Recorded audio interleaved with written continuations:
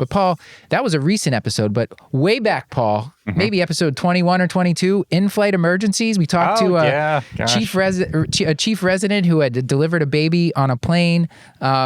And Paul, did you learn anything in this in-flight emergencies talk? Yeah, it was given by Jason Napolitano out of UCLA, and it gave me a lot of fresh nightmare fuel, so that was great. I appreciate that, Dr. Napolitano. I think there are a couple of new things for me to worry about, and so he spoke initially. There's a long list of things that we should worry about that can happen in flight. A lot of them, as we talked about in the show, can be sort of alcohol or medication related. Cabin pressure changes are something that I have not thought too much about, but apparently they can cause wound dehiscence if you're not careful. So if you have someone with a major wrist abdominal surgery, maybe don't throw them on a plane right away because the last thing you want is stitches popping open. He also mentions that because of the changes that happen in flight, patients, well, in general, you can see your PaO2 drop by about 25 millimeters of mercury when you're up in the air first. So people who have normal function and good reserve, like you're not going to feel that. You might be a little bit more tired, but it's not going to make all that big a difference. But if you have severe COPD, it can cause an acute decompensation, which feels bad. You can have this hypobaric hypoxemia, which is what you don't want to happen to someone who has bad lungs. Not bad lungs. It's someone who has sick lungs while flying. He also talked a little bit about sort of the practical considerations for supplemental oxygen. I won't get too deep into it, but there's things the pulmonologist can do to determine who needs supplemental oxygen, who doesn't.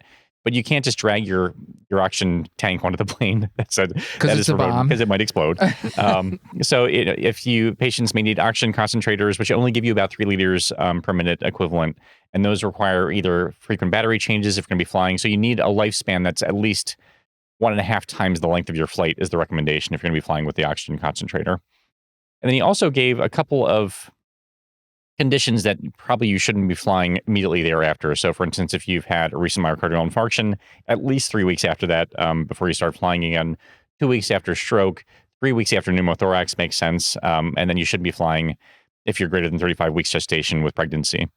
Also, something that would not have occurred to me. That patient, the one that Angelica Zen delivered was clearly not following that. Yeah. Well, and is that because you might deliver on the plane? I think that's exactly it. Yeah. I don't think it's like the baby's going to come flying out because of cabin pressure changes. But if someone has a recent sickle cell crisis, that's also something to at least be mindful of because the oxygen changes can certainly potentially precipitate that. And then the last thing I'm going to mention is this air rage, which I think we've all been reading about, because as the human population just becomes increasingly more awful, people are getting angry on flights, they're yelling at people, these are not surprisingly often alcohol related. Why should we as physicians care?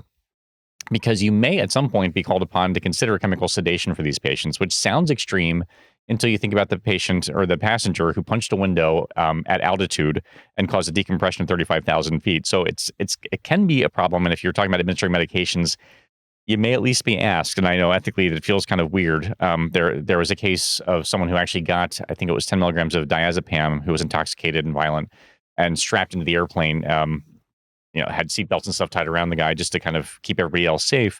And probably the guy ultimately passed away from positional asphyxia. So just because of the way he was positioned, and then you add benzos to the mix of alcohol, and unfortunately the patient had a bad outcome. So it's not great guidance as to what to do if this happens, but just know that as a physician, you may be involved in this, so at least be mindful. Do they have IM benzos on board? Like, do they have, I think there are feed Ativan? Typically benzos involved in the flight emergency kit. He did go through the list of stuff that's typically involved, the ingredients and things in that have not changed for like decades at this point. I think, we talked about what's in the emergency kit, and then there's sometimes an advanced airway emergency kit too you have to ask for if you want. Well, this was, I have the list from our episode 19 with Angelica Zen. Also, she was a chief resident at UCLA.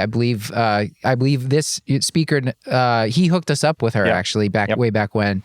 I don't see it on here, but I'll try to look up a more recent list for the show notes to put it in there. I always bring on intramuscular benzos onto for yourself. the airplane just in cases. I have a whole basically pharmacy cabinet in my bag.